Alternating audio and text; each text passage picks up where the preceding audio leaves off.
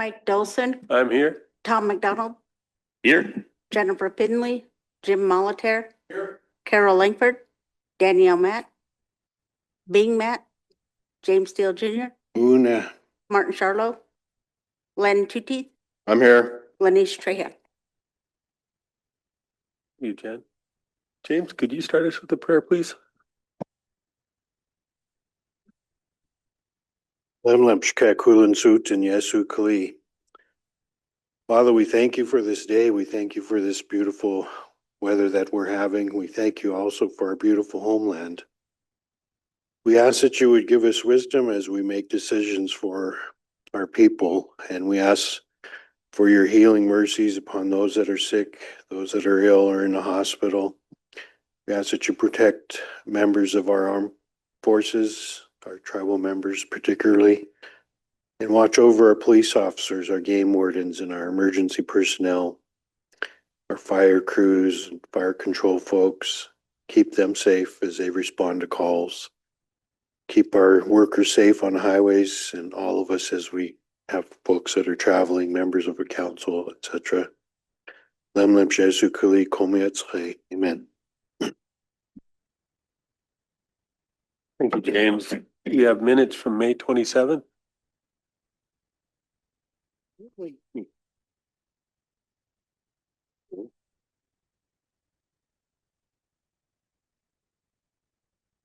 Tom. Thank you, Mr. Chair. On page 2, some clarification. I was referring to a meeting in Drummond. It's a water rights meeting. And it's the not the ag director. She used to be ag director. She's the director of Montana Fish, Wildlife and Parks. It's the person. Thank you. Mr. Chair. Go ahead, James. Yeah, on Tom's comment above, the Eastern Shoshone and Northern Arapaho tribe. Should be Eastern Shoshone and Northern Arapaho. Thanks, Debbie.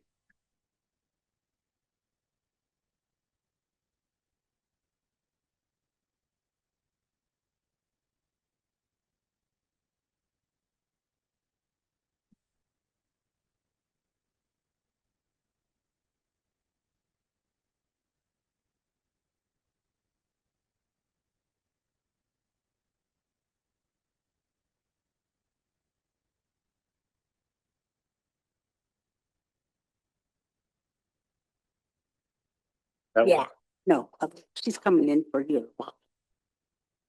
Oh, okay. Okay.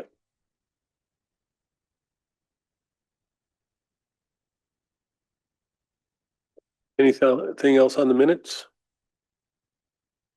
Motion to approve the May 27th minutes with corrections.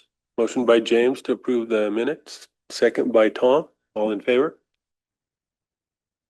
We're unanimous. We have an agenda. Any additions? I see we have 2 walk-ins. Bing?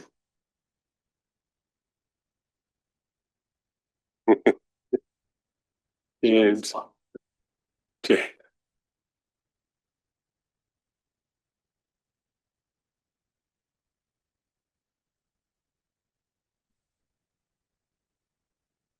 There's nothing else. I'd Motion to approve the agenda, Mr. motion Chair. by James to approve the agenda with additions. Second by Tom. All in favor? We're good. Unanimous. We'll go to our first walk-in. Come on up, Tara. Good morning.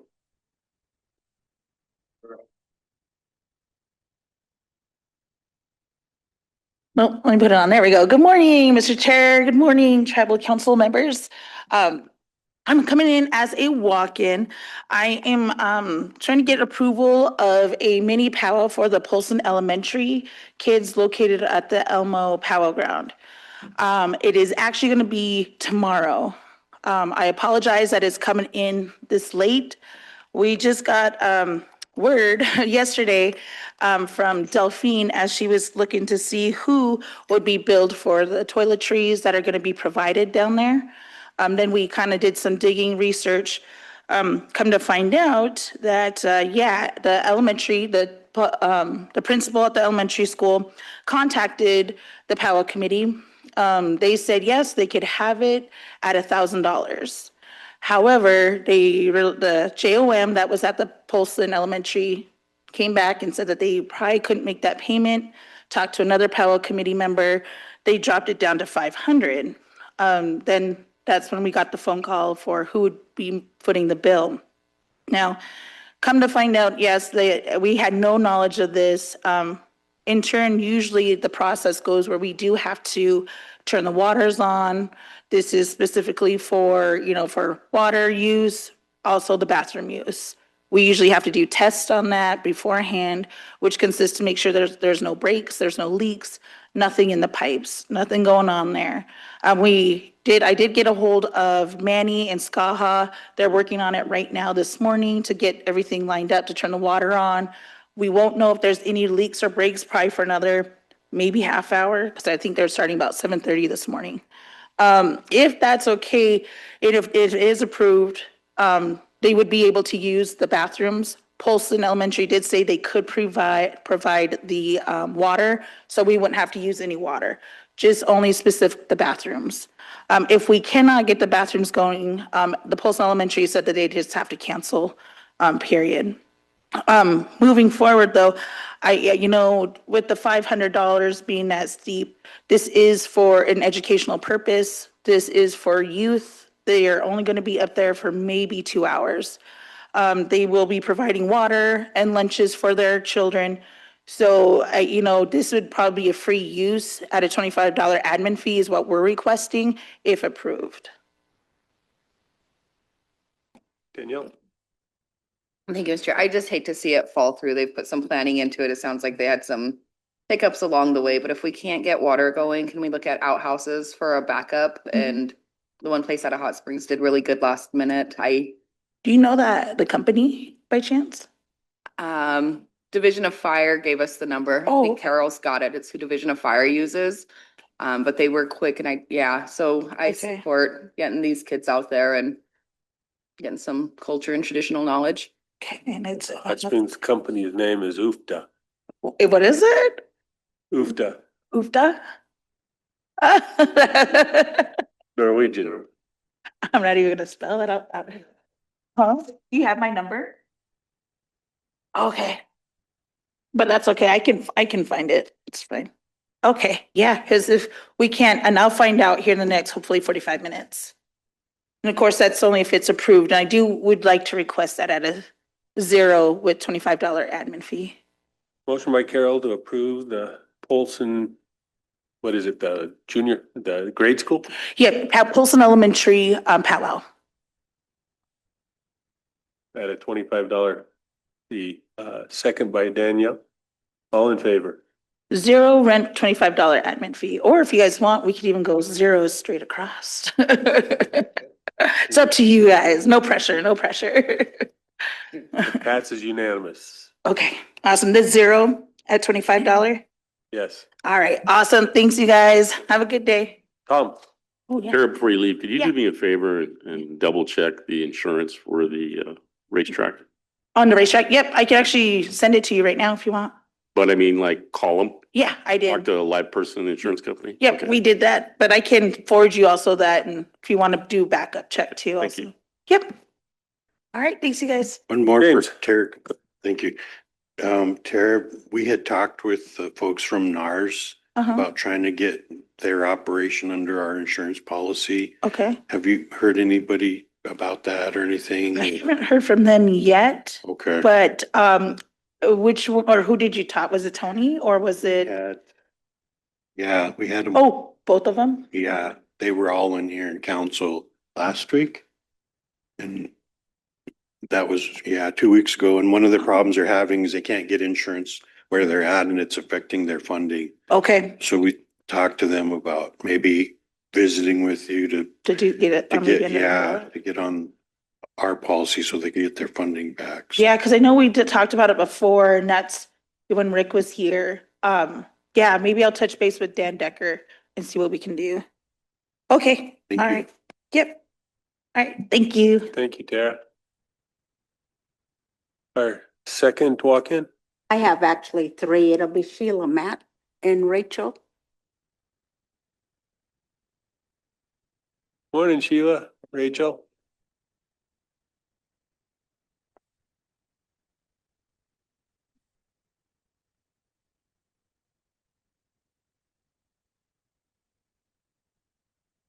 Turn the mic on, please. Talk. Okay, there we go. Um, as you guys may or may not be aware, besides ranching on Camas Prairie, we have leased the Brown Ranch and up at Nirata. And we have been, working with lands and they've been very good at helping us. We've had a constant parade of, other producers, cattle, and everything else going through our property or through our lease. And when the fire went through, it took out a lot of fence. So not always their fault, but they're a little slow at getting them out. And when the fire took out it took out a lot. I will say that. And it's probably a lot more work than what we thought. And so I have been working with Rachel and Sarah asking if we could go ahead and put a camper up there because we're going to have to start doing some major fencing and different things just for the lateness of the day and coming back and forth to Camas Prairie. I mean, we're just running into a lot of obstacles. We have good neighbors on Camas Prairie. We've never had people leave gates open and our cows get out on the highway like what we're seeing up there. So I'm requesting to put a camper out on the egg lease. We're not going to live there. We would put a outhouse there and a generator. We're not asking for electricity or water or anything like that being ran out. But if I'm correct, right, I need a waiver from council to put it out there. And so I know Sarah was going to be here and I emailed her, but she must not have seen it.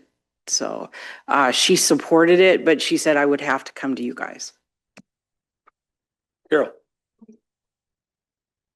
A motion to authorize Lance to give her, is it revocable or just a Just- waiver? It would just be approval. Okay, have it approval, there. Kurt. Go ahead and put what she has requested motion by Carol to allow the on-site camper. for the circumstances she addressed. Second by Tom. All in favor? Unanimous. Thank you, guys. I appreciate it. Bing, Can Sheila, we, we might have Hey, a Rachel. question for you. Before you leave, I thought they were using that bear money to do those fences out there. Last time I talked to Mark, he said that they were repairing those fences out there on that particular lease. And I was wondering where that, and then also I heard there's another one over there in Camas Prairie, not Camas Prairie, but out in the Hot Springs out there.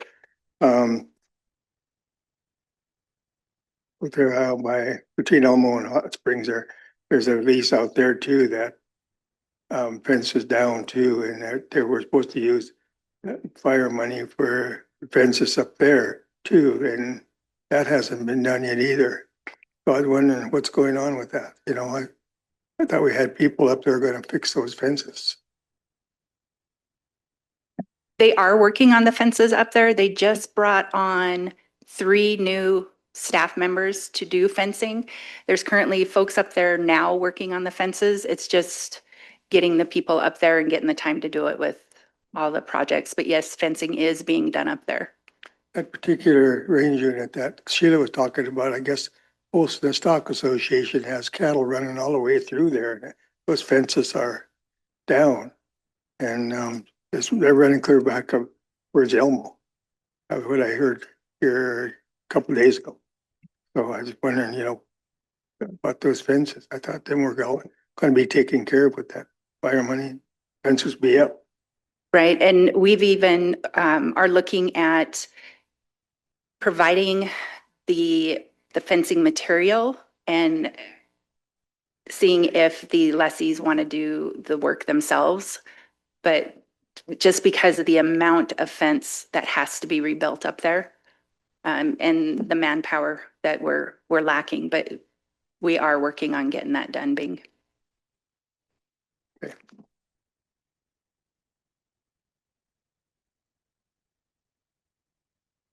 Anything else? Thank you, Rachel.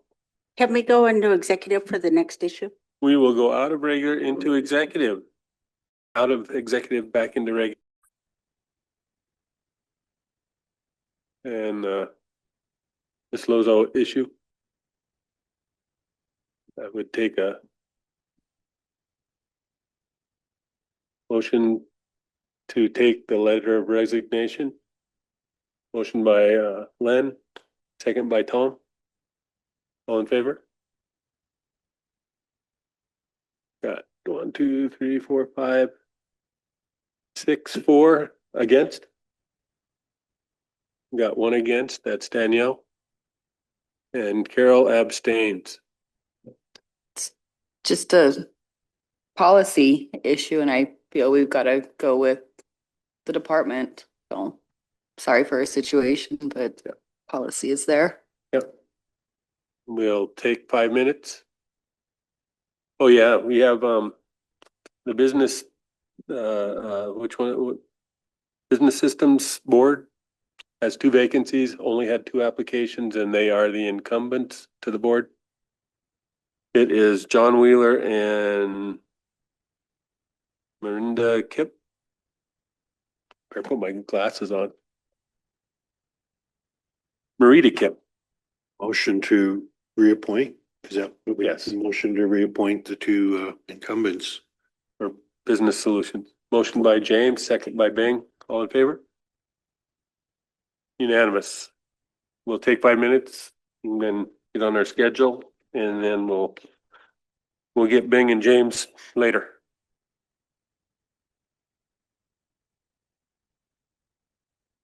Good morning, Ron. Ruth? Good morning, Mr. Chairman, Council. So on behalf of the Division of Fire, I'm standing in for Daryl Claremont, who has a request to purchase capital equipment, a truck for a fuel specialist forester. Funding, I understood from Mr. Swaney here, is that it is in their fire cooperative agreement, so it is not requiring an expenditure of tribal funds. Questions? Motion by Danielle, second by Jimmy. All in favor of the capital equipment? Unanimous with Len out of the room. You got your truck. Thank you very much.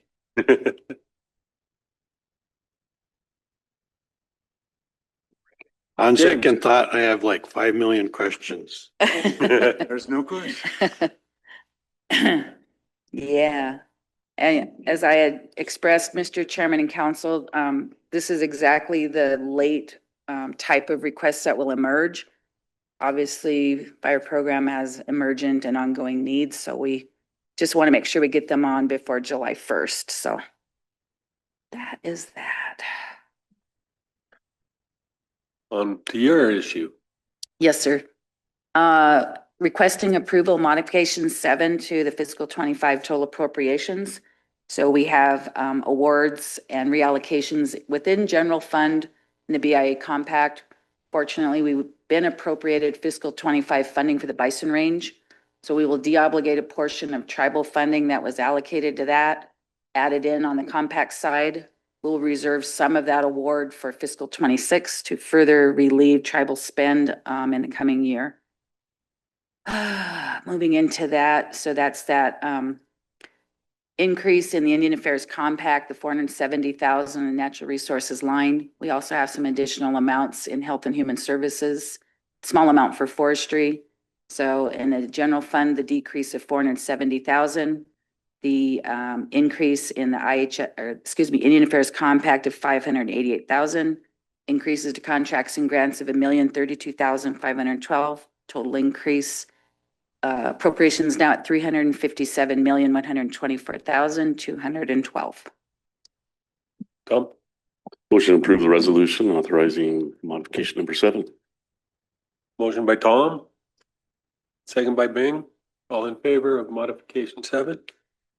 We're unanimous.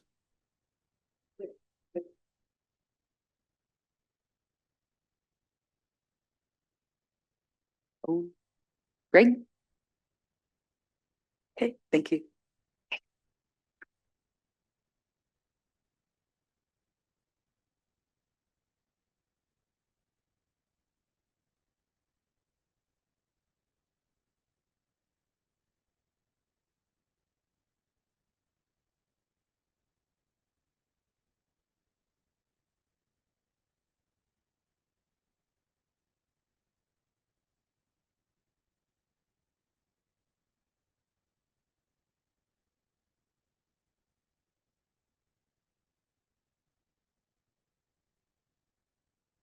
We're ready, Greg. Good morning, Mr. Chairman, members of council. So today I'm here with two issues. The first is related to the water compact. The attendant issues are the calculation and request for the indexing amount from fiscal year 25, which is the fifth mandatory payment. The indexing request letter follows here indicating in similar language that we had the fifth mandatory payment for fiscal year 25, and there are five remaining mandatory payments. This references the index basis. It references the percentages, and it references the expected indexing amount to be 21,704,591.91. This letter is directed to who we believe to be the acting regionals at the time that this letter was drafted for your consideration, and we'll update that as we learn more about any changes there. And this is the letter requesting and affirming the indexing amount for fiscal year 2025. Tom, go ahead. Motion to approve the letter. Motion by Tom to approve the letter for indexing 2025. Second by Jimmy. All in favor? Unanimous. Moving to the next issue is a letter of request for reimbursement for the fiscal year second quarter, January through March 31st, and the resolution authorizing the release of money from the water compact to reimburse the tribes for the activities performed during that quarter. The amount of reimbursement request is $1,227,635.41.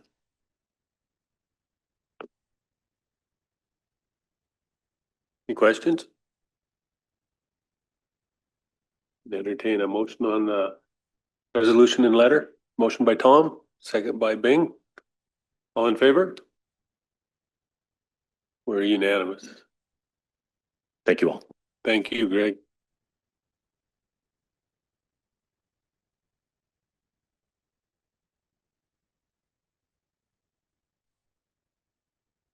Morning, Whisper.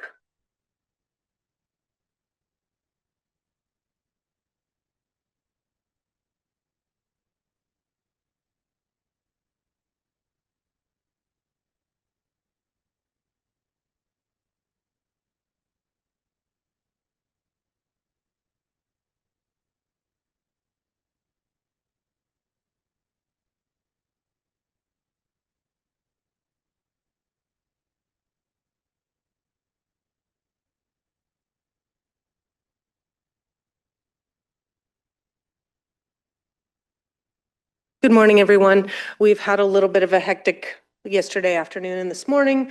We don't have computers in Polson, so we've been flying a little blind and we think we got it all worked out. But I was going to maybe quickly go over the scientific collection permit on page 18 first. We have Dr. Philip Larson with us. Hi, Phil. And we thought we might like to have him here for this discussion. His application has gone through the TRRB and been approved. The only thing that was asked for by the Salish Culture Committee was for Phil to look at the Lewis and Clark expedition book that the Salish Culture Committee put out, just speaking about Glacial Lake Missoula and the Camas Prairie Riffles. We previously approved a collection permit for Dr. Larson, and they found some interesting things, so they would like to continue their research in that area. Preservation has approved this proposal as well. And if you're feeling up to it, Phil, would you mind maybe giving a quick update to the tribal council about the project or maybe the desire to have a continued research? Sure, I can do that. Yes, I apologize if I sound a little rough. I have COVID right now, so I'm struggling a little bit. But first, I just want to say that we're extremely grateful to have been able to do this work last year. This particular area has been noted in sort of the geoscience literature for over 80 years as a kind of a textbook place to understand catastrophic glacial floods. And what was interesting to us when we first looked at it was that it really hasn't been revisited in a very, very long time. And so when we were able to get approval last year, we did some modern techniques using ground penetrating radar and some modern, what we call geochronology techniques to date some of the boulders out there. Some of the data we have now is inconsistent with some of these prior stories from the last 80 years of work that's gone on.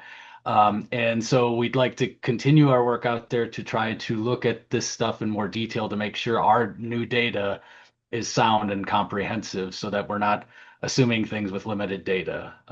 And so we'd like to do more ground penetrating radar surveys and collect just a few more, I think 3 samples is what we're targeting for the geochronology technique that we are discussing. Other questions?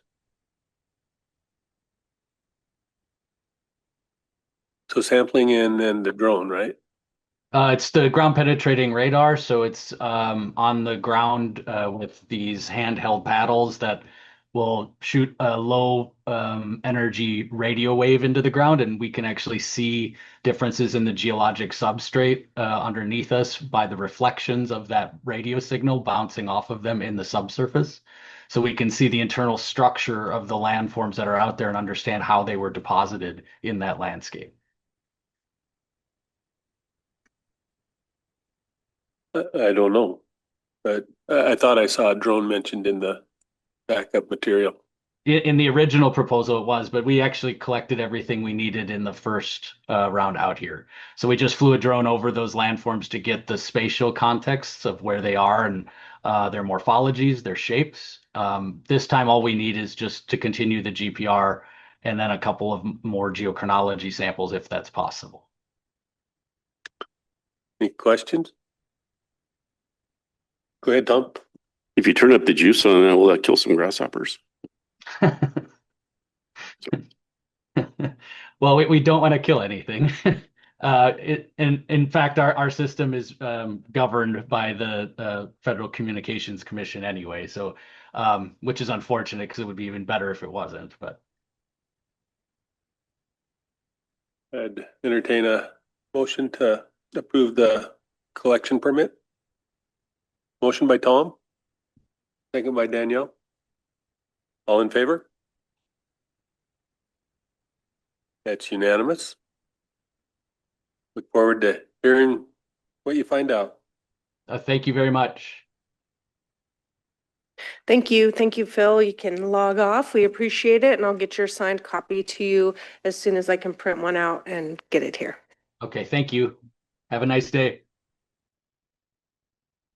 And then the other topic we'll be discussing today, of course, is the SKQ report and the pre-authorization to send the submittal from from 2025 to the consultation group to then have final approval by you after review by the consultation group, which includes the state of Montana, EKI, and the U.S. Fish and Wildlife Service, and BIA, so that it can be approved by the end of June. And so we did bring our crew today to give a brief presentation. I know we're short on time. We're doing okay, so. You can go in your chat, in the chat, and open up your 2025 SQC.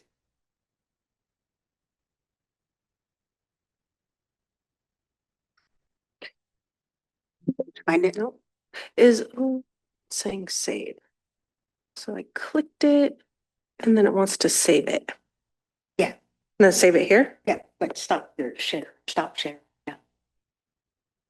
And then go ahead and let it take.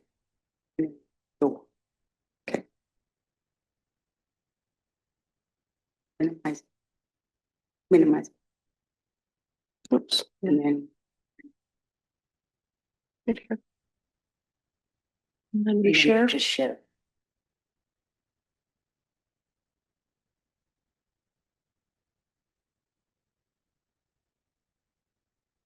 Go back into your, Oh, maybe it's because I'm not here. Yeah. Yep, sharing from the and wrong now go to place. the green button on the bottom. Thank you, Jennifer, for your troubleshooting.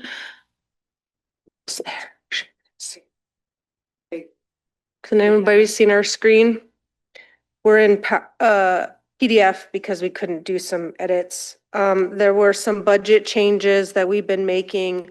Again, because the server went down, everything kind of got lost yesterday. So by the time you see the final, it will be the final numbers. To start with our annual budget from FY '24, this table just shows the money that's in our different accounts and things that we've spent. The 148,217 from native fish keepers, plus a $50,000 grant award. It shows that EKI deposited, and then we had a miscommunication on who sends the letter to. How do I get back out of there? Sorry. You can still see my annual budgets. Who sends a letter? So it said no transfer from FIB to FWS. We've done that now, so we're all caught up on our accounting. And then the balance below is the proposed expenditures for this year based on when we first sent the draft to you all. We're projecting to spend about $3 million this year. Costs have gone up a bit for personnel. This is the breakout. This one was as close to the end as possible. And that's where we're at for SKQ spending for this next year. It says FY '25. That's supposed to say FY '26. It didn't save because of the issues. I'll stop for 1 second if you want to ask any questions about the budget. And this was also in the documents that we shared under tribal docs. We have some capital equipment that we're looking at purchasing. I was unfortunately, for my contract for the Cultural Waterways Ordinance, David Rockwell was not able to complete that contract due to some family issues. So I'm looking for a new contractor. Dennis and Janine Lichtenberg are interested, but I need to follow procurement to get them on. So I'm going to have to put an RFP out to try to get that contract and get them back engaged so we can try to get some of that management plan done in FY '25. But it's a bit of a challenge right now. Hey, Carol. Time frame that you have to meet in order to get those things done? We're already outside the time frame the ordinance set, so I would say the end of September for using money from this year, but I did put it in next year's budget because I anticipated we would also need that contract for next year. So it's really an internal thing. I would like to get it done sooner rather than later. Okay, so can we take action to just allow that to happen without having a process? I think we had this discussion last weekend, but you're on a time frame. You've got probably gazillions of things to do. And if you could just get it done. So do you need action or what? I would love to have action to be able to work with Janine and Dennis. They haven't sent me their RFP, their proposal yet, so I don't have a number, but for the fact that Dennis worked on the wetlands conservation plan for the tribes. They both have an intimate knowledge of the river and work that we've done, and they do this type of work. I think they would be a good contractor to facilitate this. I would appreciate being able to sole source with them if that is possible. And I think we had this, Mr. Chair, at the discussion 2 weeks ago or last week about this. And I don't know if some council members were against it, but I think in order to get it off your plate and moving, and we have worked with these people in the past and know what kind of work they produce for us, I think we should just move forward. And I would wait for the RFP and then bring it in for approval.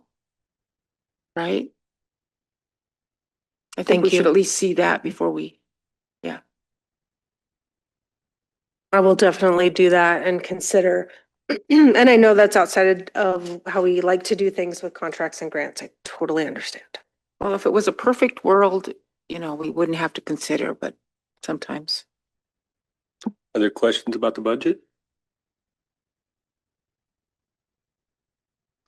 Move on. Great, thanks. I think fisheries is going to be up there.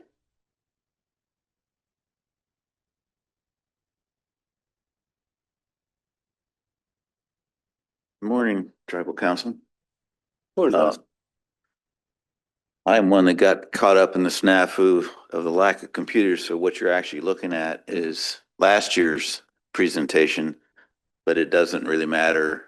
I'll describe what happened this year. And I was just in last week and talked about the lake with most of you. And so most of these would just be updated by year, but a couple of big things that we do. So the fisheries in SKQ split river and tributaries, and Flathead Lake is how it's organized. So I'm going to go through the river and tribs first. And for everybody, we're just going down how it's logically laid out in the document anyway. So as you know, last year, we made a big effort up in the upper Jocko, the South Fork of the Jocko at Liberty Creek, to remove non-native rainbow trout. And that was up here. And that large red dot up there, that's showing basically pure strain red rainbow trout that we surveyed up there. And they were above a barrier falls and had been put in there years ago. And so that was one of the leaks of rainbow genes into the Jocko, upper Jocko, everything above the K Canal. So there were actually two leaks into that area. The other was the K Canal itself, because it wasn't a complete barrier, especially at high flows. But last year we successfully, at least we think we successfully, removed all the rainbow from here. Later this summer, once the flows come down low enough, we're going to go in there and do some sampling with a technique called environmental DNA, so eDNA. And what we can do is take water samples and have them analyzed in a lab to see if there's any rainbow trout DNA or rainbow left in that system. If we get a complete negative and we feel comfortable with our thorough sampling up there, we're done. And then we'll restock with cutthroat trout. If eDNA shows that we didn't get them all, you know, we may have missed a few. It's a very complex area. You can see the beaver ponds, they caused us problems. If we have to do this again this coming fall, because the DNA results suggest that we didn't get them all, we'll probably make a little more effort at reducing the impact of beaver dams by going in there and temporarily put it in beaver relievers to draw those ponds down temporarily while we treat, and then remove those things and allow the beavers to do their thing again. So got it done. It was a big effort. Hats off to the state of Montana who assisted on that. They have the expertise. A lot of our staff, of course, was involved up there, but we're pretty happy, we think, with the results. The truth will be in the pudding. But the other leak was the old K Canal here. You can see this was before it got reconstructed during normal operations on the left, but in high flows, that's not a fish barrier. So there was large rainbow trout could get across that. We don't know how frequent it was, but there was a little bit of leakage of rainbow genes into the facility there. And now the facility looks like this. And so this is a pretty high-tech operation now. We're pretty happy with it. In FY24 was our first year, last year of operating this. And it's got these pit tag readers, so we can tag fish with small microchips we put in them. And when they pass over an antenna, it logs the individual. So we now have on an individual name basis with the native trout passing this facility. So now this is a complete barrier. Every fish that bumps against this gets handled by one of our staff. We pass just natives. In 2024, probably because this is a better trap and more efficient, but also nothing can get around it. It was our best year ever on cutthroat trout in particular and bull trout as well. We actually, last year, we got 2 cutthroat trout that had been tagged. We're not the only one putting these pit tags out. They do it at Thompson Falls. We got 2 fish here, large West Slope cutthroat, migratory West Slope cutthroat that had been passed over Thompson Falls at this facility.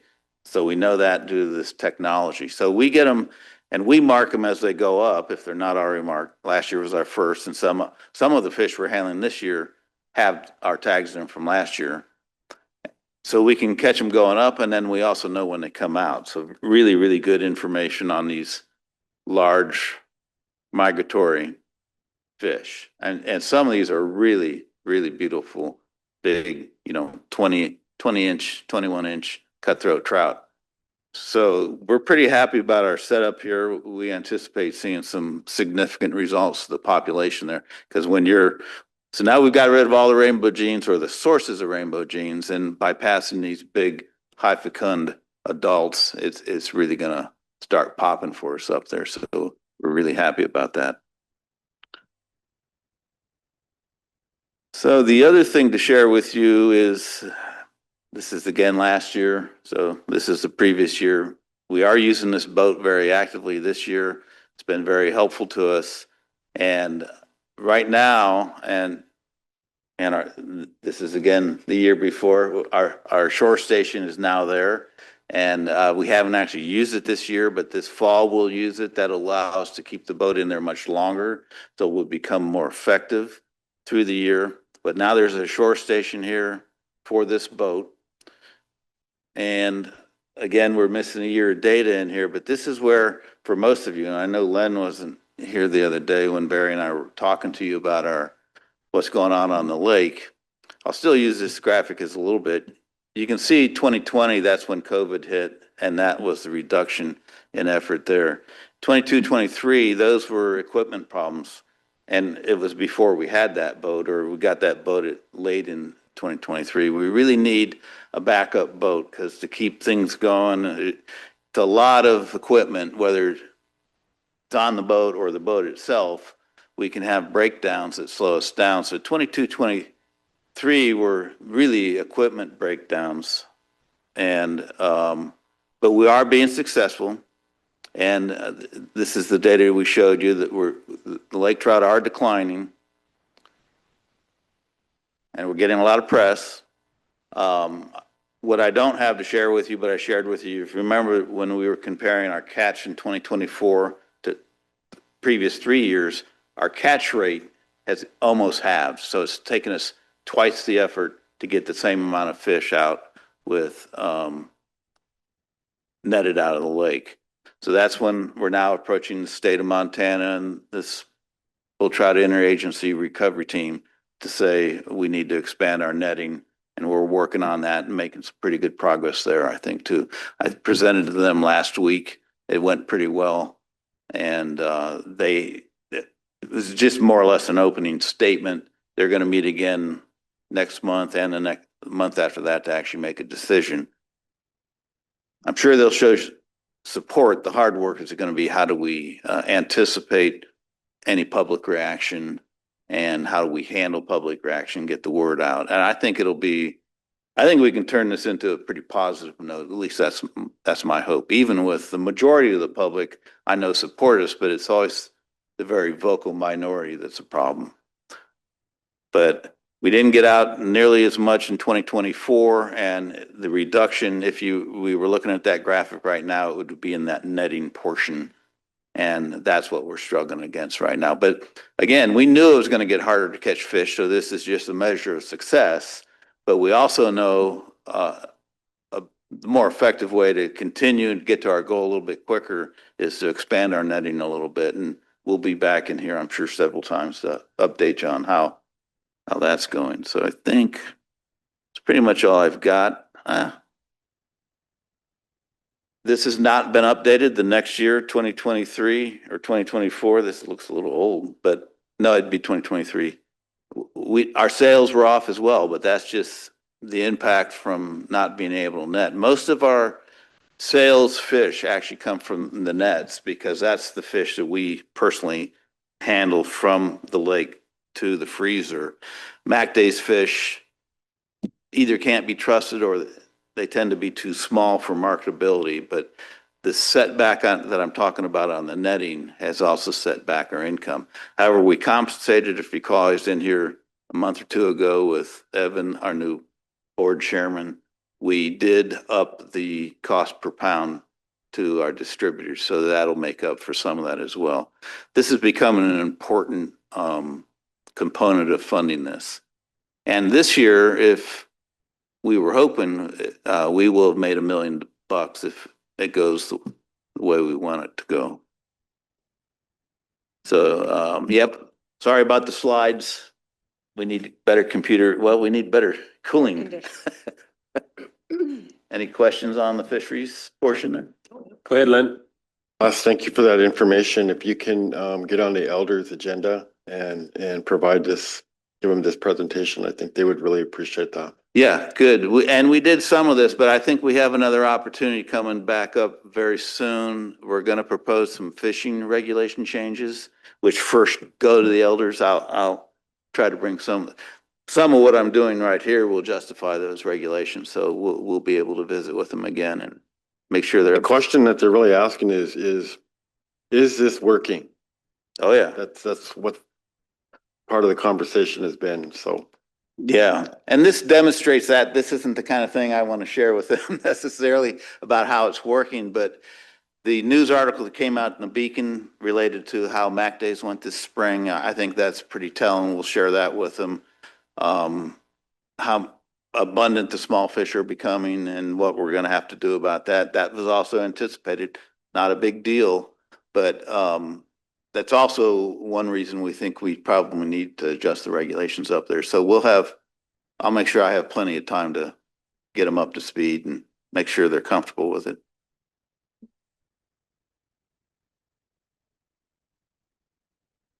Carrie? Oh, we're on our way. Good morning, everybody. Morning, Council, and good morning, Chairman. I will try to make up some time. I have a lot of slides, but I should be able to move through them pretty quickly. I like to start with this kind of just overview of our yearly surveying and kind of tasks for the wildlife program, things that we do annually each year. And then I'd just like to highlight which ones are paid for under the SKQ budget, really just to highlight how important the work, that we do and how that's really strongly tied to the mitigation properties that we manage of wildlife habitat for, tied to the dam. Oh, there we go. One of the things that we do each year is that we fly different sections of the Lower Flathead River for big game. So each year we fly, 4 to 5 different wildlife management units, and we always pick 2 to 3 along that river corridor to really monitor wildlife movement, big game kind of in that area. Also, when we are surveying our wildlife management units, we're also surveying big game use on all of our wildlife mitigation habitat parcels. Another thing that we do each year, winter raptor surveys. We work with the Owl Research Institute annually on that. And this last year, there was a pretty high number of raptors, which is really good to see. So there were about 4 to 5 raptors each mile that was surveyed. We had one of our highest numbers of raptors in a single survey. There was 999 raptors seen by all of the volunteers on that one day. So we were almost at 1,000 there, which was really exciting. Yeah, no. Another thing that we did last year was that we had an aerial survey flight for osprey nesting. This is one that we just do every 5 years. And this is just along that river corridor. And so we had 20 nests observed last year on that river corridor. 10 were occupied with fledglings at the time of the flight. And then bald eagle surveys, again, kind of in that lower, around the lake and then on that lower Flathead River corridor. We do fly for bald eagles 3 times a year. We do in the winter, then we do it kind of as they're getting their nesting set up, and then we do sort of at the end, mid kind of to end of that nesting period to see how many fledglings were successful at growing up to be able to adults. And so we, flights last year, we had 51 active nests that produced 69 juvenile bald eagles. We also each year do a fair number of long-billed curlew surveys during April and May. And so we had 16 individuals or pairs detected last year along 4 of those different routes. We do a total of, we had a total of 22 curlews detected. 16 of those were pairs, meaning they were likely a breeding population. And we do about 16 routes twice. So we do them in April and then resurvey them in May. Kind of on the similar note, we do common loon surveys. This is a larger effort that we do in coordination with the state twice a year. So the both in May and July. Last year, we observed 5 pairs. We have not detected any breeding activity for loons on the reservation. A lot of that is just because of the fluctuation levels of the reservoir. The water either recedes after they've nested or comes up and floods out the nests. And so we haven't really seen a successful pair nesting, but we do, see pairs out attempting that. And there were a couple last year, one at Rainbow Lake and then one at St. Mary's. Nope. St. Mary's. Yep, they're usually there. Up there. We also have started up last year our grassland and marsh bird surveys. So there were 34 sites visited. There were a total of 55 upland bird species detected with a density of about 7 species per survey during each round. One of the things that we're really looking at with this is we're comparing this data to, we did all of these surveys kind of before a lot of the restoration activities occurred on those mitigation parcels. And so now we're revisiting those same sites to redo the same survey to see see how birds and bird diversity have responded to those changes in habitat. So this is the marsh bird surveys. So we had 71 sites. We had all 5 target species detected, and so we're looking good there. And this is something we'll do again this year and next year, and then we'll do kind of every 5 years after that. We also do waterfowl brood surveys every July. The last year, so this all occurs kind of in the Kicking Horse area, all kind of around Kicking Horse on those wildlife mitigation parcels. And then let's see, last year we had identified 68 broods with a rearing of 342 ducklings and goslings. There are 13 different waterfowl species, mallards being the most productive, followed by teals and gadwalls. And then another thing to note while we're doing those surveys, we also have a long data set of our wetland index of all the potholes that are larger than an acre in that area. And so we are continuing to see a trend of dry conditions. Only 44% of the wetlands were classified as wet. So we are starting to see a drop in productivity of waterfowl in that area due to the drier wetland conditions. Another thing that we monitor annually are trumpeter swans. So we have successfully reintroduced the population of trumpeter swans to the valley and the reservation.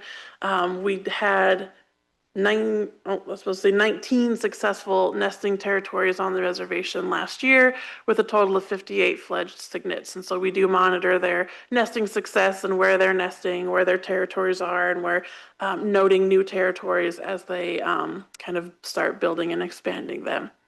We also assess bat populations for white nose syndrome. This is something we work with the state on each year. Montana Fish, Wildlife and Parks, they come and help us survey one or a couple other bat hibernacula early in the spring to test for white nose syndrome. And thankfully, last year's results came back negative, so we did do some more swabbing for that this year. So we'll have those results next year as well. We are continuing. So species that we have reintroduced are northern leopard frogs. I thought they were in here, maybe not. And so we have continued to kind of document their spreading over in the western side of the reservation.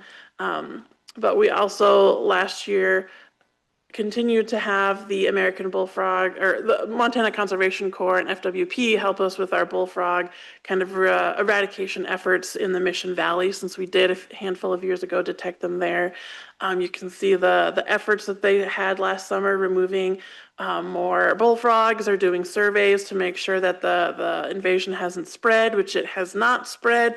We've been very successful in limiting the spread, but without, completely draining those ponds and treating them in the winter. We're unlikely at this point, we think, to fully eradicate that population.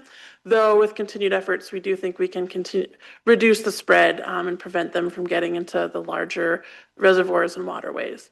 We presented to over 26 public groups last year, reaching over 900 participants. Really, in these, a lot of times we're promoting that importance of habitat restoration and management.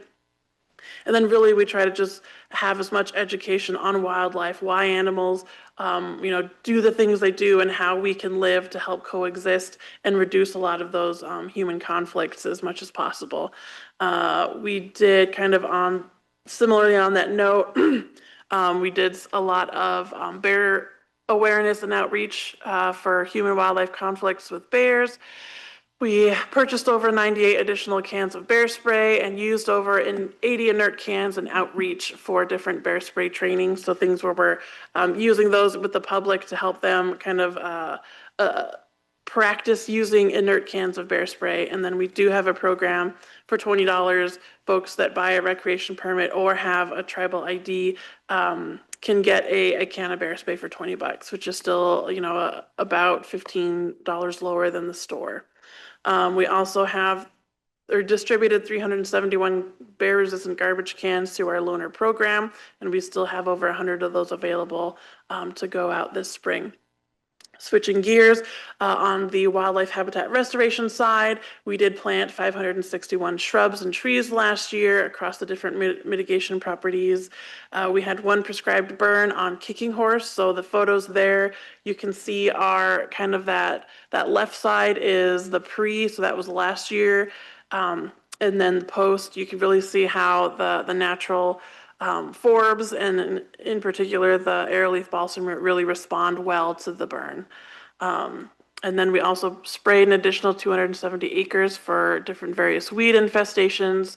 And so really this is just documenting the continued encroachment of Ventonata. The top line there are all marks of areas that we took pictures of in 2023. And then last year, you can see that on the bottom row there, Ventonata did continue to be a big invader there. So we are starting to switch gears to really start targeting Ventonata in that Kicking Horse area, because it is starting to take over and spread a bit. So if anyone has any questions, I'd be happy to take those. James, go ahead. Yeah, thank you for the report. I think one of the things I was going to ask you about is I mentioned this before, with a lot of the deer getting hit by cars on particularly Mission Dam Road where I live. I see more turkey buzzards than I've ever seen in my entire life on that stretch of the road, because deer get hit and then they're always from the home sites practically to where Fred Matt's house is. But I'm just kind of wondering, in terms of the data that you have on the different species of those type of birds, and how I've often wondered, thinking about how those birds and the eagles and the hawks and all of them are all along that corridor. And I don't think it's probably the only area that has that, but I know we have a lot of it, because folks, it's a 35-mile-an-hour dirt road, no maybe that many go that. I'm one of them. But everyone else from the home sites thinks they're gonna save a minute to get to rods, so they go 90, 70, 60, whatever it is, flying. But I'm just kind of wondering, especially with what we were talking about up north a few weeks ago or months ago, how does that disease potentially maybe spread from those animals, dead animals, if it gets down to that area, fields? They're wanting, some of them have asked me, can we put it out of its misery? Nope, you cannot. You got to call up somewhere to Law and Order, or not Law and Order, but Fish and Game, and have them come do that. If they're around and I see it, I'm going to take them out. I'm going to put them out of their misery. I wasn't there when the one was near the house or near the barn and in bad shape, but I'm kind of wondering with the concentration of the raptors and all of the eagles and the turkey buzzards, with the deer being there, one, it's good that they're cleaning those up, but it's also kind of a problem with the farmers in our area. And I'm kind of concerned with that, trying to keep the limitations on the disease of in the deer. And it's kind of one of those things in my head that as that potentially comes this way, I don't know. Anyway, I'm kind of rambling, but I've got wonderings on that as to how do we control the spread of it when potentially the raptors are getting it, the buzzards, the eagles, bald eagles. I've seen all kinds of bald eagles on that stretch of road that I haven't seen before because there's easy food to get. And plus my neighbor she's not a crazy cat lady, but she has a bunch of cats. She's a very nice lady with a bunch of cats. And so they're after those, anyway, sorry for rambling. Oh, thank you. So there hasn't been a lot of research that has gone into CWD spreading via birds or birds of prey. One thing to note is that if it is in the deer, it's already in the environment. And so, again, at that point, one of the biggest things you can do to reduce the spread is to leave carcasses in those areas. That being said, when they're on your property, that's different than if you're hunting in the field. So at that point, if people are removing them, the best thing is to bring them to the transfer station and to discard them, as household garbage. They have a special bin at the one in Pablo, or just north of Pablo that they have folks put the carcasses in. Definitely making sure it's in a class 2 certified landfill. So that it's not, being, brought to a new area and then having birds, fly off with parts, and then spreading it into new spots that way. And then, the other thing, is the higher kind of concentrations of raptors and vultures and other things. We do have a lot of, especially vultures and eagles, will migrate through our area during certain times of year. We kind of have an early kind of February-ish migration, and then kind of out at the end of the summer. They're heading out, usually August. We see them kind of coming back through. And so, there are certain times where we do have larger numbers. There's sometimes I've seen driving down Sloan's Bridge, like 15 to 16, of them on like just a string of fence posts. And so we do see them kind of fluctuate in larger groups like that, especially if there is a food source. But, I don't know if that's anything too concerning as far as, spreading disease amongst birds. Avian influenza, I have heard, is kind of on a downtick. So they're not seeing that as prevalent right now.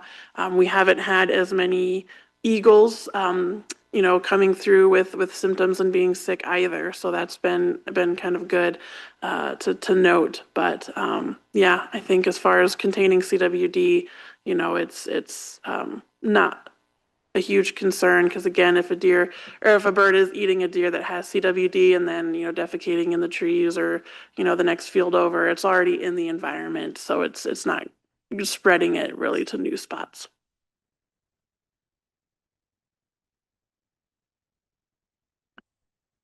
Great, thank you. Thank you, Carrie. Todd? Good job, Carrie. Is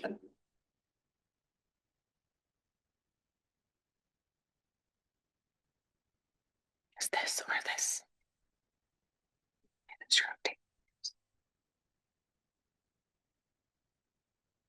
Good morning, Council. My name is Todd Espinoza. I'll be presenting for the Wildland Recreation Program. On the picture here, you can see one of our 7 lake access sites. This is Big Crane Park, a beautiful spot. Some of the other major ones that we worked on, actually a newer site, out in Elmo this year, we put new picnic tables right below the Kai residence.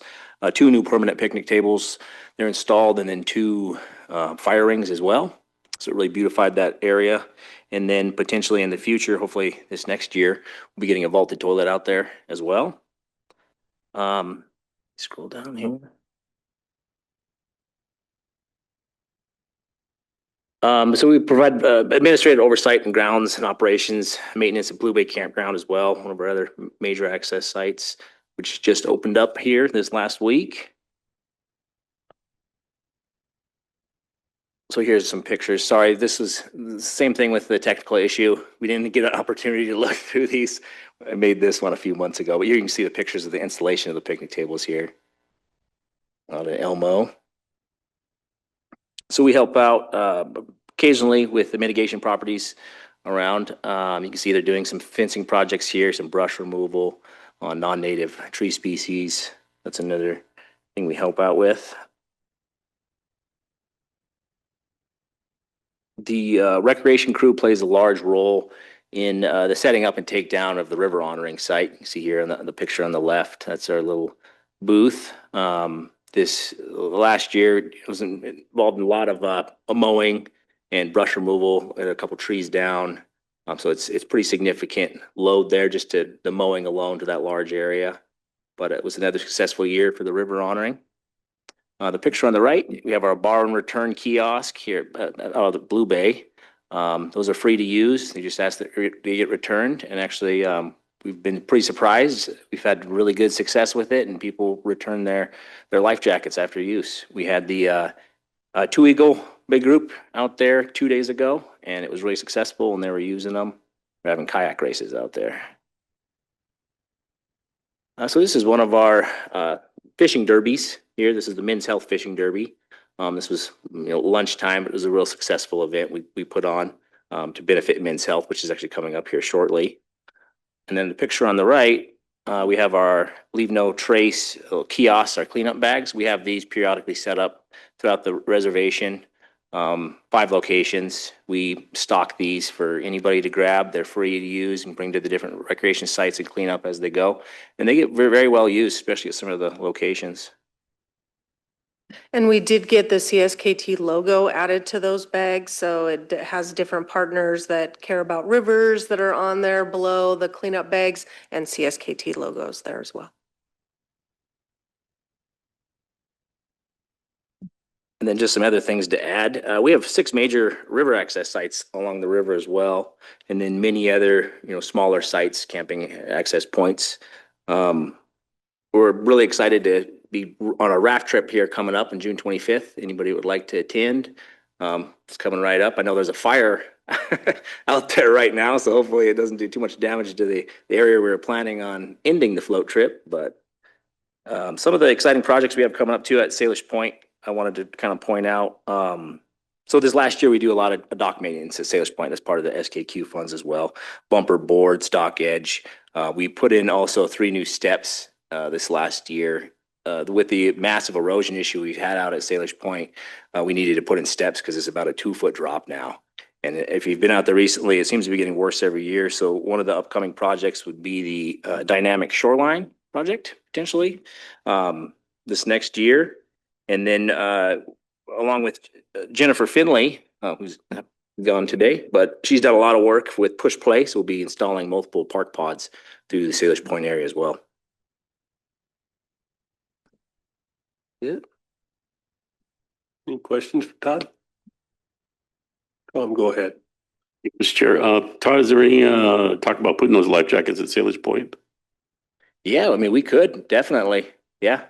Get them at both locations. Would we have to get a second grant to get another kiosk and more? Mhm. We may have enough right now. Actually, I can look, see our back stock. We could make our own little kiosk and yeah, serve both locations.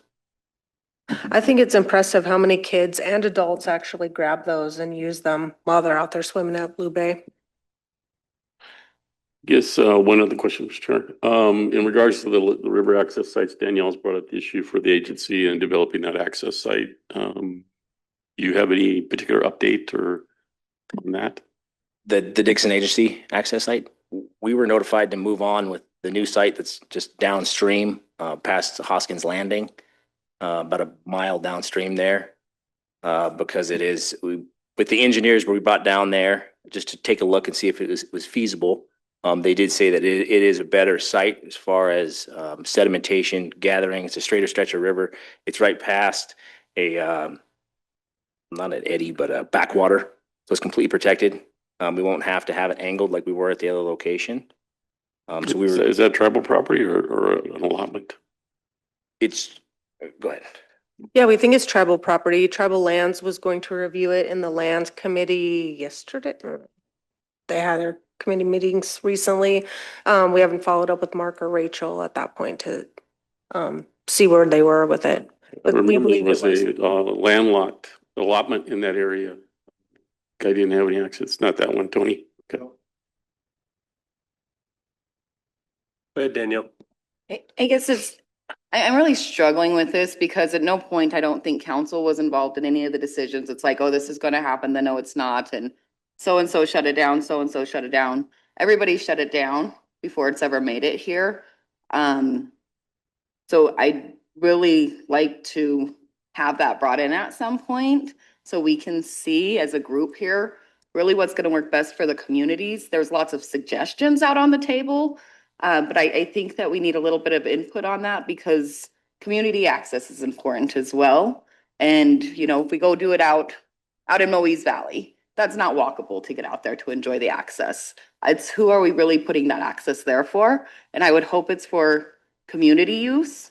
So yes, I'd really like to see that brought back in because we're having a lot of different things going on down there. And I think it'll be a deterrent for some of the negative stuff that's happening down there. If we continue to leave that pole yard area the way it is, it's only gonna get worse. Where we have a transient situation down there right now. While you guys are here, it might be for Joe, but I've got somebody living down under the trestle. Somebody's got to walk that tracks and get them out of there. And it's just where we're trying to get it cleaned up and provide good things and really get people to want to come into the community. We need the good to outweigh the bad out down there eventually. And we've got to start to have things to offer. Our school population is declining. That's jobs. That's our local school. Those are the things that are at risk in our little community. We have lots of risk factors. So I guess I'm really asking for a lot of help when we're trying to get our community back on the map in a good way. And I really think that location, we talk about things when we put stores in and when we put in different things, location, location, location. And I think it's really important that we, just think of the communities we make this decision. And then just while I got you, a little bit different, can we please either remove the picnic tables at the site in town or put new ones in? You've got, you know how wonky they are. It's not even presentable to go down there. It's downright embarrassing. So Yeah, those picnic tables will be replaced. We're waiting for our youth crew. It's one of our youth crew projects. They'll be coming on in a couple weeks. It is something we can easily fix, but that's a good project for the youth. They like to do that. It's something that we can put them on and they can go when they go down there. Hopefully they won't be doing graffiti or destroying it because, they have a place in doing it. Also with Hoskins Landing, it's kind of a little bit up in the air at the moment since it was bought out privately. Reaching out to the individual said it will remain status quo, but it wasn't necessarily in concrete. At any time they could shut it down. It is on their private property. So we're in control of the road that leads to it and the vault toilet on the west side of the road, not I think we were gonna take out that little pavilion, is that correct? on the private property because we erected that at some point in the past. We're going to take that down, and then we did not pursue an easement or paying for access. It's already challenging as it is, but we can work on cleaning up. But now ours is just a narrow band in there. It's really functionally unuseful. Yes, Tom? Go ahead, Tom. Yeah, thank you. I don't know if it's in the files, but it was given to Lands Department. It was a 99-year lease with Mr. Hoskins, and that's why the name. And that was the footprint of the area that we cleared for the picnic shelter and the boat ramp. So that was 99 years. Now, whether or not it was transferable, if the owners changed, I don't remember the details when we had that signed by him. I did find that agreement, and you were right, it was with the Hoskins Senior, and he passed it on to his son, and then it went to Zanin. I don't know if it was transferable. It didn't state in there that was transferable, but I think maybe something the lawyers would have to look into, I would assume. Well, then if it didn't state it wasn't transferable, then it is transferable.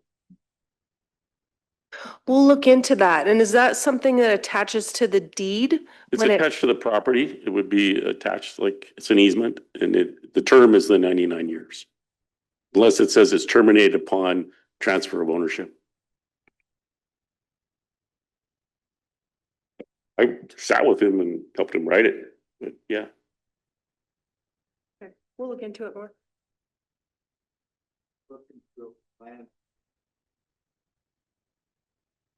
Thank you. Anything else for Todd? Thank you, Todd. Thank you. Carol?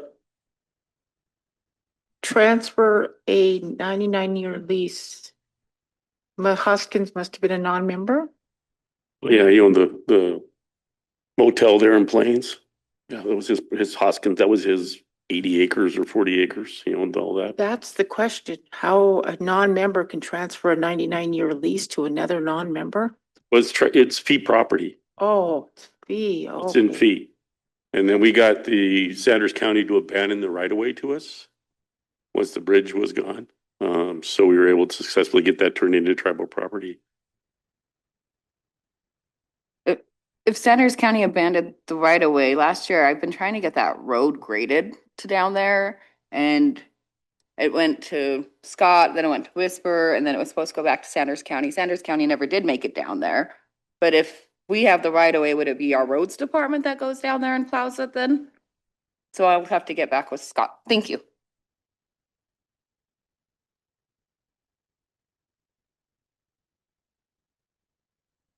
Good morning, I guess almost good afternoon.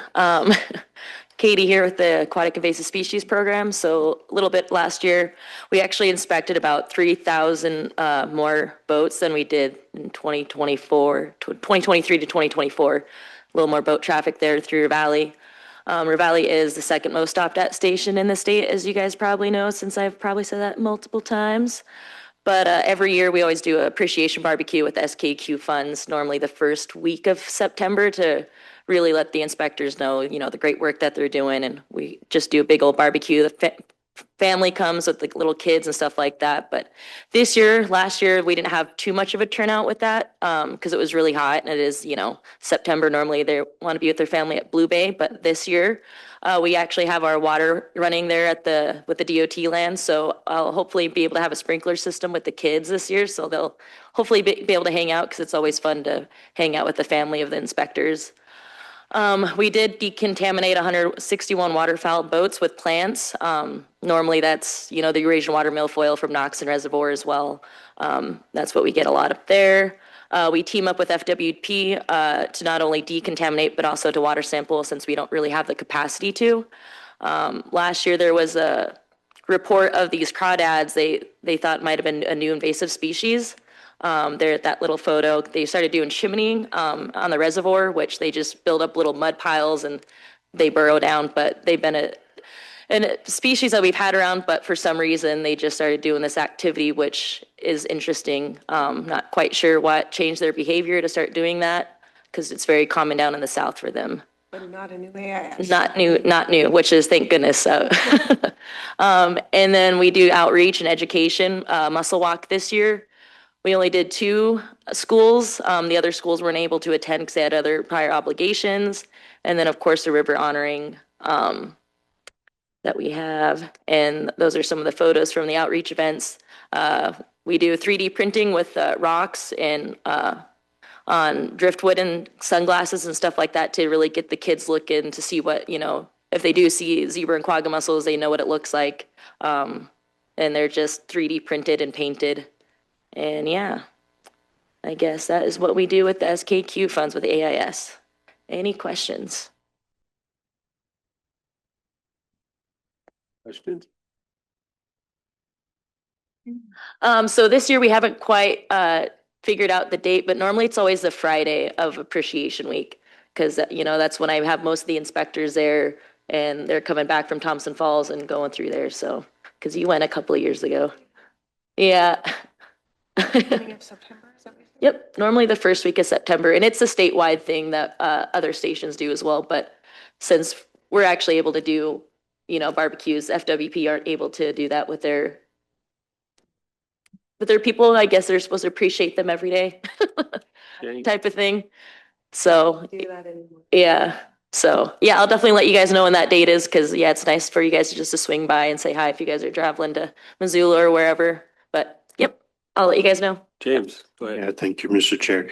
It's just good to see that there's more permanent, good-looking structure there for the folks. So I saw that and it looks nice. Yeah, we got the accordion building down there on the concrete pad, and hopefully in the next couple of weeks they'll pop it out and start putting the HVAC system in and electricity and hook it all up. And I'm very excited for them, and they're pretty excited as well to have a more solid place in the Connex building, and I call them the prison windows. Yeah, it just good for them to have a spot to relax or do their work or what have you instead of their car or what have you. Yeah, it just looks better. Yeah, and I'm glad that we got that, and the water's gonna be a game changer too this year because they'll be able to cool down the grounds right by them so it's not too scorching hot in the middle of summertime. Do you think you'll put a shower facility in there at all or no? Just wondering. We don't have the sewer part. The sewer So part. there's now potential potable water there, but we don't have anywhere for it to go other than the ground. So, I think we're still all waiting to hear back from MDT regarding the gifting or selling or abandoning that section so that we could potentially use funds to build a more permanent station. At that point, there would be water and sewer in that brand new facility. Any questions? Thank you, guys. Thank you. Yeah, I got one.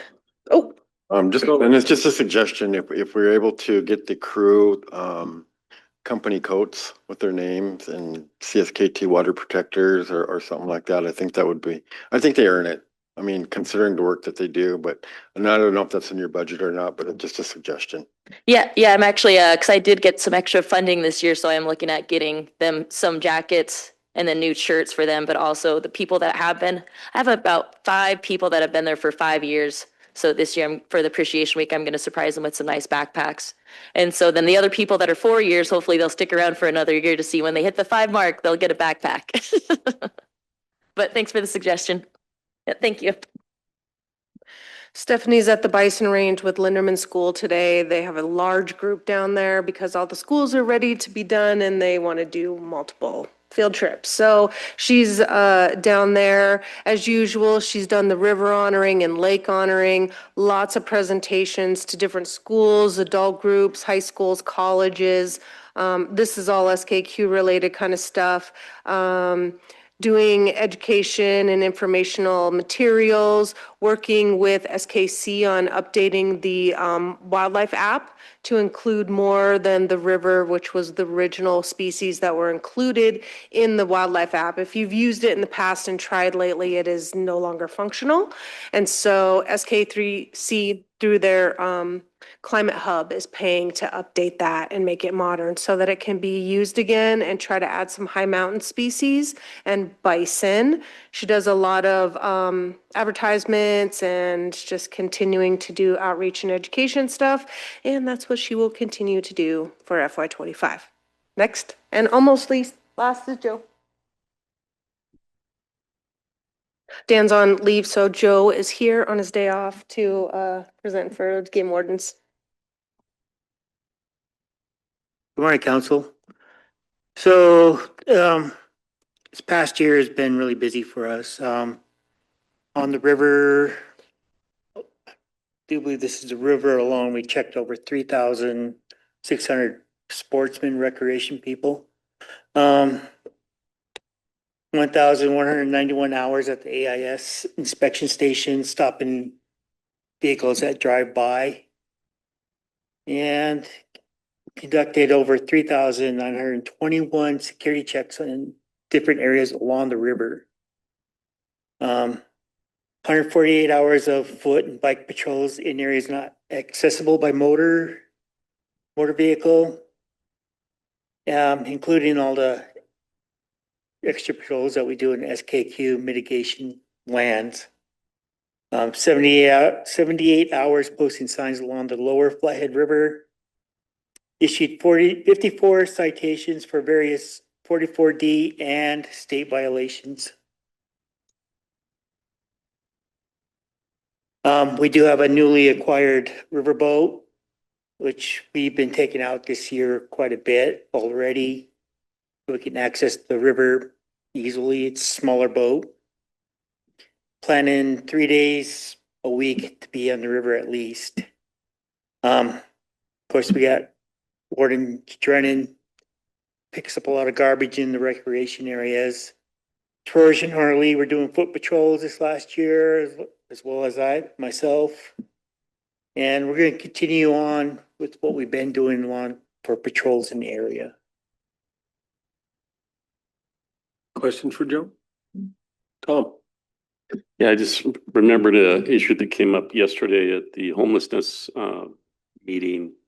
And that was like to get more information or data, and I guess it would go to Warden Shop and then the Wildland Rec Shop, and that would be identifying folks that are camping that are, you would think would be homeless, and providing that real-time data so we can track that. So whether they're at Blue Bay or other semi-developed campground or out in the field, kind of just like what Danielle was talking about, someone camping underneath the train trestle on the Jocko. Just that kind of information, maybe a monthly report from you guys would be beneficial. Yeah, we do keep a report in our reporting system for when we come across people that are potentially homeless or unhoused. There has been quite a bit this past, say, 3 years that we've come across. Yeah, just there's a new homelessness coordinator, and she was asking for that kind of information. One other note that when I was coming back from Coeur d'Alene this past weekend, I noticed on the property that we should have bought, that we unfortunately didn't buy, the McDonald Slough area there, the private land that's right there by McDonald Slough on the highway side. There was 2 or 3 RVs parked on that private property along the river's edge. So I didn't know if they're starting to develop some kind of a RV campground or something, but it might be worthy on your river patrols from the water to be able to stop by there, check, see if they're angling or whatever's going on with that property. Yeah, I've myself and a couple other wardens stopped in there to try to talk to people. And when we do stop in, nobody's around to talk to. So, yeah, they're probably hiding from us. Go ahead, Danielle. Thank you, Mr. Chair. So Tom brought up RVs and stuff. So like when they have these cute little RV parks, these little camper parks, well, when those things sit stationary for a year or 2 years, I mean, they've got electricity and obviously they've got restrooms. Where are they dumping if there's no RV dumps and they haven't been moved? If they're, who checks to make sure that they're not just pouring their waste out of some of these RV parks? I've got a couple in mind that I've just seen things there for a really long time, and I just keep thinking, where is this waste going? I guess who do I call or visit with later about that? Mariah Dergalo recently took over as the septic person in NRD under environmental protection. She's looking at septic tanks, across the reservation, but I think that kind of information might be interesting to talk to her about because I don't know that we know that. Personally, My neighbor lives in an RV in his front yard instead of in his house now. And for a while, he was running his sewer into the drain by the mailbox where everybody walks, and that just goes into the lake eventually. It's not sewer, it's wastewater. And so that guy's, we called him into this city, and now we have a feud with our neighbor.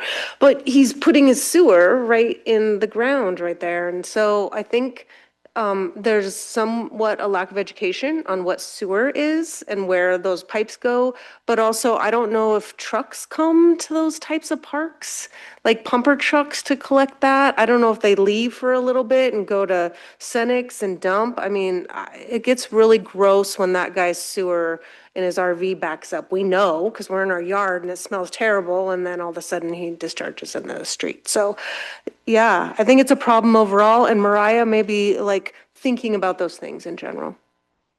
And lastly, Tom, is there a homelessness person that we can coordinate with or talk to about maybe data collection? Be Teresa, Wall McDonald. Yeah, I brought because we were trying to get more real-time data with all the stuff that's starting to happen with all the changes with food stamps and LEAP and low-income people getting hit harder. The current legislation that just got moved to the Senate requires a 7% increase in federal income taxes for low-income people and a cut by up to 25% of millionaires. So they're getting hit in all different ways. And so the worry is that, people are going to not pay their bills because they can't afford to because of inflation for food and tariffs, et cetera. And it may cause more people to be houselessness or be out on the road. And just want to identify those trends and see them. It sounds like Joe's got a good record of what they've been doing. So it would be good to plot that information out. But I know that like at Blue Bay, a lot of folks will go there because there's hot showers and I think some of our regulations have been that we've made people move because they're living outdoors. They're living in tents or in their motorhome or camper and just to make it more fair for other tribal members to camp at a spot. But it's not to penalize someone who's homeless. It's just simply trying to share the resources that we have. Go ahead, Len. Thank you, Mr. Chairman. Joe, thank you for the report. We really, really appreciate that. I was just reminiscing back when I first got on council. Chip Espinoza used to come in once a month and give us a report on what's going on out there in the game warden world. And it was actually one of the highlights that we all waited for, because he always had some really good stories for us. And just to have information like this provided to us every month, it would be good. So I just would like to, I commend you for today's report, and hopefully you could come in more often and visit with us and let us know what's going on out there and what kind of citations are going on, and just things like that. But they're reports that were really interested to the council. So, Okay. Thank you. Bing. Thank you, Mr. Chair. Joe, do you know if Jimmy's been put out the gate yet up at South Fork? Yeah, he's up at South Fork right now. This week is his first week up there. So, anybody checked the roads yet up further up? We had a couple of wardens go up and I haven't heard back from them on how the road conditions were. I was gonna go up this weekend and see if we could open a lot of them up again, as we usually do every year, so we're gonna go up this weekend and see. I thought maybe you might know. Yeah, I haven't been up there yet. I usually go up there, try to clear a couple of roads off myself to get to some of my hunting and berry picking areas. Danielle? Joe, with all of this fun stuff going on up there with all the construction and stuff up in the Jocko, I don't know if we have extra people up there to help slow down some of that traffic. If we can even have the conversation again with the construction crews to get those guys to slow down. I was up there last Tuesday. I went as far as the South Fork Gate and up to the falls before they broke ground up there. I guess they were supposed to break ground last Wednesday or something, but that Jocko Road, I don't know what your communication is with Lake County for that county road portion of it. It was so muddy, you're just slipping and sliding. It's kind of dangerous when you're hitting some of those curves. I don't know if we can talk to the county and see if they'll drop more gravel, or if the people that are working up there can even get us a little bit more when it gets wet and slippery up there. But yeah, just anything to help control some of that traffic up there would be nice. Is that connected to doer work, or is that FIP work, or do we know?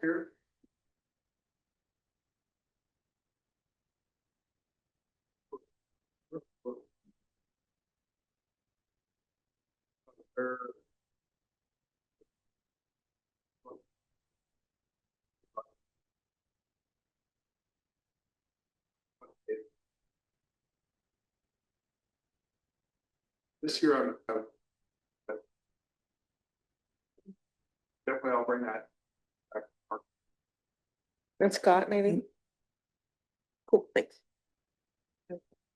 I think, Mr. Chair, just before, well, the entire NRD staff, I just want to compliment you guys on your bison transport. And it was a record number of animals that was provided for ship to slaughter. And so I know that the Game Warden staff accompanied every one of those shipments, and your administrative staff and all hands on deck. I think there was program staff from the entire NRD probably worked, at least your division whispered. So it being a record, I really want to compliment you on that, because it's significant people.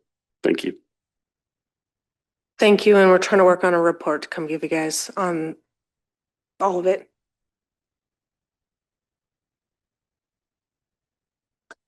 We got to the end, but I did want to mention one thing, and really quick, because I know we're a little over time, but one thing that I've been working with Cody on and Eve is that we wanted to work with EKI on a deviation, and Chelsea Colwyn was helping, a deviation communication plan for deviations from the articles and operations from the dam.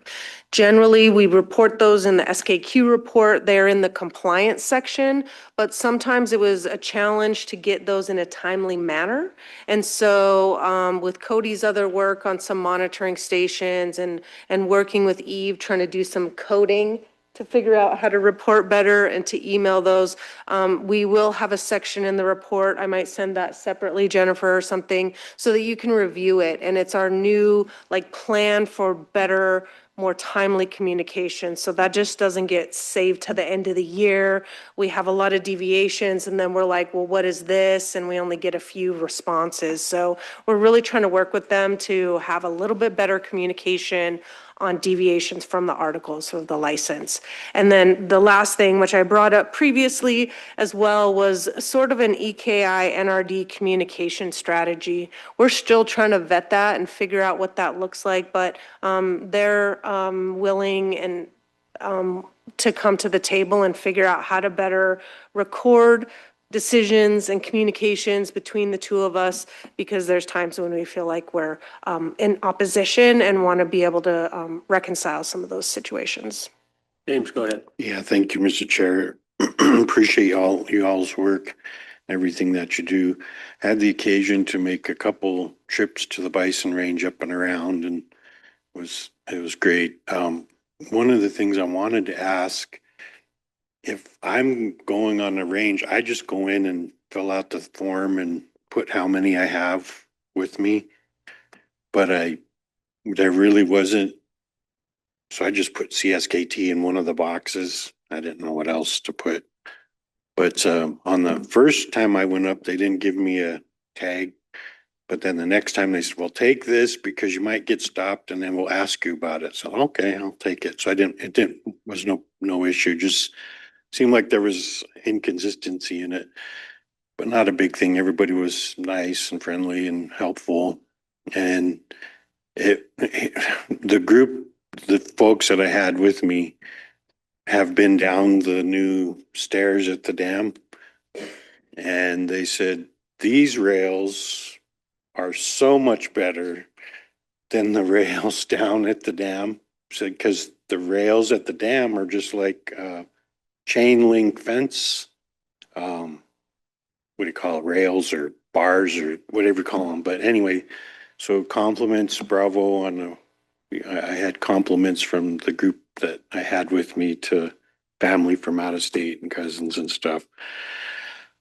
They said those were a lot better.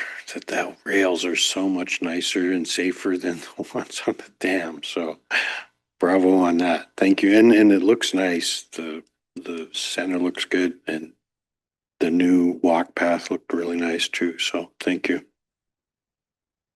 Really quick, can I say thanks? And when we did contract SKMM to do that, I said, please don't get the guy who did the railing at the dam because those are wobbly and I don't think if you hold them, they're shaky. And I didn't want that. I wanted something stable. So I specifically said not like that at the dam.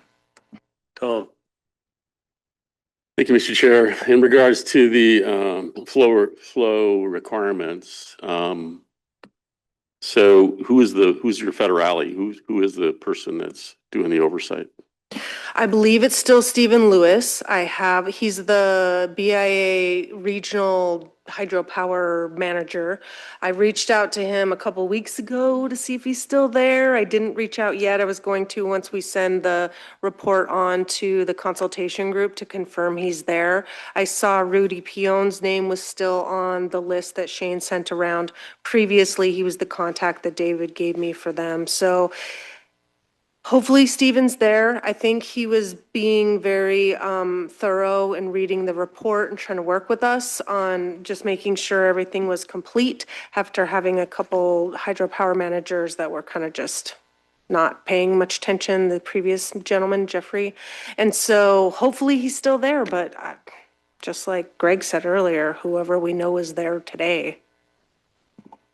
Mr. Chair, I guess what I would offer is that in any violations, so I mean, these are license conditions.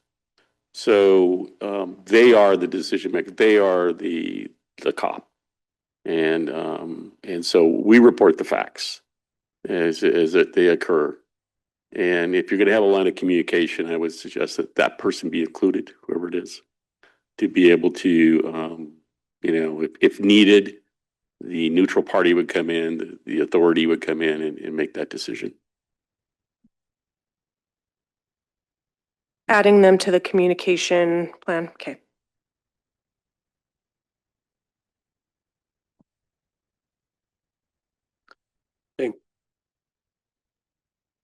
Hey, Mr. Chair. Just follow up with James talking about the stairway going down to the dam. I was down there a couple of times. And there was also people that were walking up there and they said it's really tough for them to get up on those boulders. Some of them are that damn high. It's a pretty high going down is not bad, but coming back up, you have to step up so high to get on some of them rocks that are up there. And it's kind of tough on a lot of people, and some of them are kind of dangerous because when it's wet, those rocks get a little bit slippery. But yeah, they're kind of, it's not the greatest stairway right now, as far as I'm concerned. Like I said, down there a couple of times, it's kind of hard for older people to get back up the steps, and I seen a couple of them go down there and they had a tough time getting back up there. It's not my facility to operate, but I anecdotally would say I totally agree. Having been down there a couple times, elderly people, I used to see pregnant women walking down there sometimes, but now it is a little bit of a high rise overrun and it's not as accessible to people. So maybe you can say something to EKI next time they come. And that railing. And I do need to have official action to be able to move the SKQ report to the consultation group. Then we'll be back one more time for you guys. Motion by Carol. Second by Danielle. All in favor? Send it on to the consultation group. Thank you, Whisper.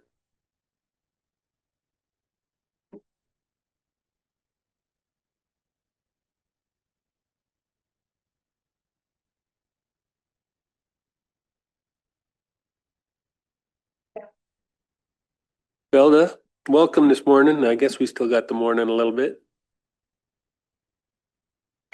Hey, Kid, midday.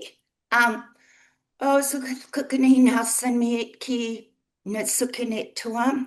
I'm happy to join you today, my 10 leaders, my chiefs.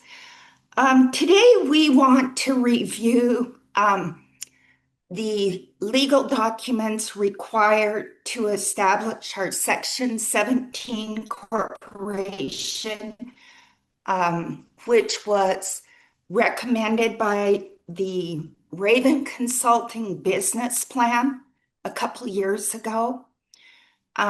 So we have several documents in our presentation, which begins on page 26. We need 3 specific approvals. First, we're going to review, I guess, our resolution, which is required to petition the Northwest Regional Director to issue our federal charter. Second, we have a cover letter attached requesting the federal charter. However, we're uncertain about our point of contact with the BIA. Then we need to review, possibly workshop our bylaws that will govern the board of directors. And then lastly, we have the charter of the Articles of Incorporation for the Salish, Kalispeg, and Kasanka quality meats. So that's where we are today. And I guess we can begin with our resolution, which is the 27. Yeah. So we drafted this based on the last charter that the tribes established for the EKI Corporation. So we did a lot of wordsmithing and we incorporated our traditional words for the best meat, Shiemthe Skelt, for Salish Kalispe, and Sukachnini Kutlak for tasty our choice meat for the Kootenays. So we've gone through all your changes and tried to incorporate, edit, put it in a good form, and hopefully that will pass muster. And we've had legal review. We've had Dana and Stu with us assisting with all these documents. It gets kind of hairy. You see, we have to cite a lot of 25 CFR. So that's where we're at there. And then Stu or Dana, if you want to add anything on some of the specifics, the actual process and the language, what we can anticipate with the adoption of this resolution, please join in. Also, I'm not sure if we need executive session when we go through the final bylaws, but we will need official action on all of these documents. Thank you. Dana, I would defer to you if you have a strong opinion. I would actually suggest going into executive because it may involve discussing some of business plans or other anticipated activities that Velda and Janet will be carrying forth. It may also involve policy or other related questions that council wants to pursue to Janet and Velda. And then certainly the legal stuff really isn't that confidential, honestly. It's all to be submitted. But I would actually suggest, unless there's a strong reason not to, going into executive and then coming out at the end, assuming some council action to be taken, and that would be taken then in the open session. That gives the freedom to really discuss the business and the business matters in the most candid and timely manner. If that's my opinion. Thank you, Velda. We will go out of regular into executive. motion by Carol to accept the resolution, the articles and the bylaws. And submission of the letter requesting the incorporation. Guess we're all in one. Yeah, we have a resolution, we have a letter, we have articles. Yeah. So the motion by Carol and second by Tom. All in favor?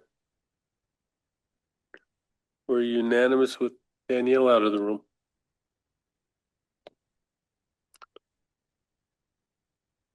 I guess it was okay to handle all four at the same time, wasn't it? Legal people? Yes, that should be fine, I would think. Since you reviewed each one independently and agree with each one, Yeah. one resolution should be sufficient. Thank you. Anything else?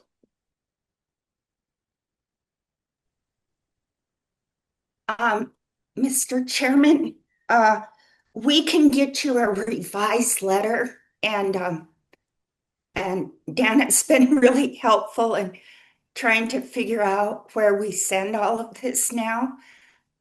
So hopefully we'll have a point of contact later today. Unless somebody knows how people are interacting. We have a couple other items that require BIA approval, and I'm not sure how we're going to proceed. So anyway, thank you all. Thank you all for your time, input. Thank you, Velda, Janet, Stu. See you next week, Dana. Bye Thank you now. all. Have a good day. Thank you, you too. We will recess till 1 o'clock.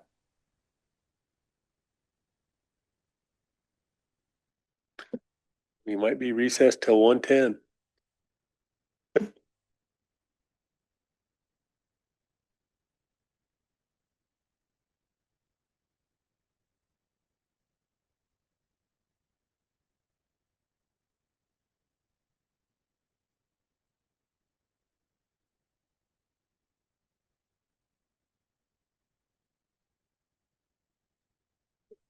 Oh, they were asking, or can you guys decide today for the July holidays? Are you, yeah, okay. Are you guys gonna do the Monday after? I got Bing first and then James. Mine's a quick one, Mr. Chair, thank you. I was called last night by Sean DeFrance, and he was asking if Tribe was gonna be able to donate another Pendleton blanket for the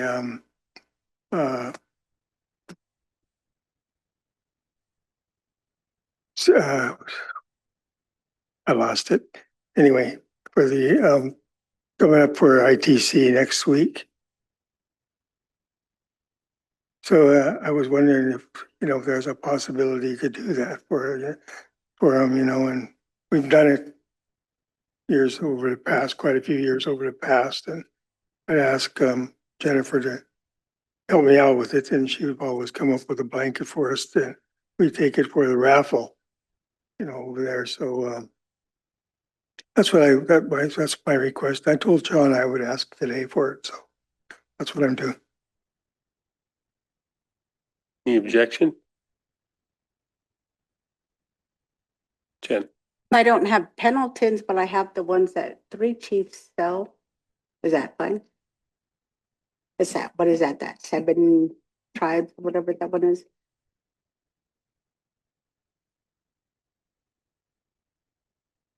And James. Yeah, thank you, Mr. Chair. I've been asked by to be a panelist for the 2025 Indigenous Substance Use Disorder Treatment Summit.